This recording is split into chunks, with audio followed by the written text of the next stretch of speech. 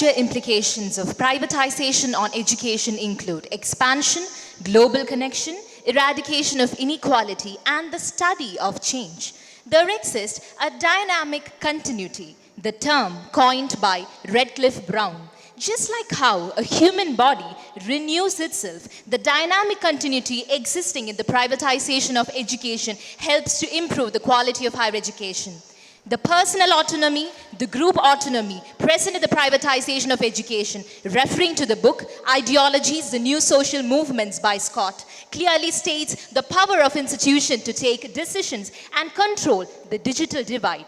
Referring to the research paper on impacts of privatization on higher education by Dr. Balla and Aditi Anish, which concludes the research paper by stating that privatization is the only way to absorb students to higher education with its higher quality, and I strongly believe for the motion. Education has become a commodity. Those who can buy it, and those who can sell it, make money out of it, said the great Nobel laureate Kailash Satyarthi.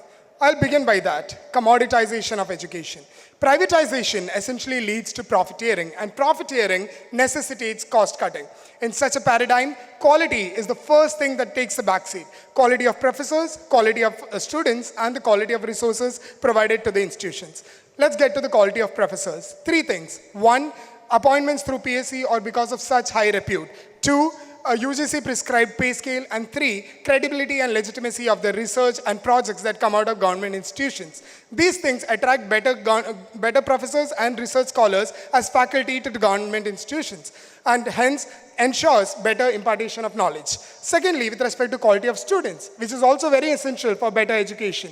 And take the example of IITs. 10 lakh students write it every year for a few thousand seats. So that ensures better students in the institution. One of the prominent section in CPC 923, Central Product Classification under the GATT, General Agreement in Trades and Services, clearly outlines the prominent goal of privatization of education as a national treatment which gives adequacies in overcoming the impartialities, which is definitely a quality check from this side. Please. Before I go into my constructive argument, let me clarify that the topic today is with respect to whether privatization necessarily improves the quality of education. I'm not denying the fact that privatization may be required, private institutions may be required, but does it necessarily improve the quality is the question. And with respect to that, let me put forth a few things that speak for itself. It's called res ipsa loquitur in law. Firstly, there are 58 unicorn businesses in India. 30 of them are founded by IIT graduates, government institutions.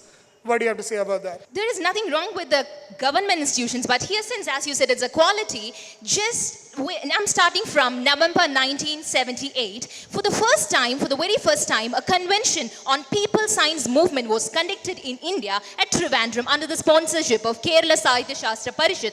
And in that, the main issue discussed was the inability of the government to even implement the primary education and the problems of higher education. So the problems started even then. Over to you. Again, I'm not refuting the fact that private institutions may be required to ensure better access. With respect to quality, let me put forth this argument that there are almost 40,000 colleges in India, but all the examples that were given were with respect to BITS and VIT Vellore. Only 2 examples. But take the example of government institutions, we can list down tons and tons of government institutions which have high repute. In fact, the world rankings, 3 of the institutions that featured in the top 200 were government institutions. Just because the numbers are increased, I don't believe that it can affect directly with the quality, because I believe it is a privatization that helps to overcome the cultural boundaries. I'm pointing out an extended hand of privatization, that is the techno-utopianism, in which the studies by techno-utopians clearly states that the presence of technology through privatization helps in creating a paradigm shift in the field of education, overcoming the cultural boundaries. Please. It's a misjudgment that government institutions do not adopt better technology. IITs, in fact, are most equipped in technology-wise.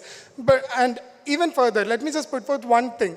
A student who secures the first rank in IIT JEE and BITSAT, the day he adopts for BITS Pilani, I will rest my case. The day he adopts BITS Pilani over IIT Delhi or IIT Bombay, I'll rest my case. Over to you, please. But I can strongly say that the society coming out of a privatized education system is known as an informational society. Not just the view by me, but the Manuel Castell in his book, The Information Age, Economy, Society and Culture, clearly points out that it is the process of formation of an informational society when the students are being moved through the process of privatization in education. Over to you. With respect to information society and imparting information as such itself, I began by saying that privatization leads to profiteering. So it's a game of quantity.